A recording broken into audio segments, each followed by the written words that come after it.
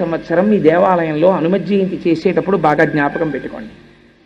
హనుమ ఆవాహన ఎక్కడ తొందరగా జరుగుతుందో తెలుసా అండి? అరటి చెట్లు మీరు బాగా కట్టి అరటి గెలలు వంగి ఉండేటట్టుగా అలంకారం చేసి అప్పుడు హనుమ జయంతి చెయ్యాలి. నేను ఇవాళ మీరు అడిగారు కాబట్టి ఒక పరమ సత్యం చెప్పేస్తున్నాను. హనుమ తొందరగా ప్రసన్నులైపోవాలంటే ఎక్కడ చేయమని చెప్పిందో తెలుసా అండి? పరాశర సంహిత. అరటి తోటలోకి వెళ్ళి హనుమ యంత్రం కానీ హనుమ బొమ్మ కానీ హనుమ అని రాసి కానీ మీరు అక్కడ పెట్టి మీరు కానీ ఆ రోజున ఉపాసన చేశారా అరటి తోటలో, ప్రత్యక్షమైనటువంటి స్వరూపంతో స్వామి వచ్చి తీసుకుని తీరుతారన్న భయం ఇచ్చింది సంహిత. అన్నిటికన్నా ఆయన తొందరగా ప్రీతి దేనివల్ల పొందుతారో తెలుసా అండి? అరటి పండుగ.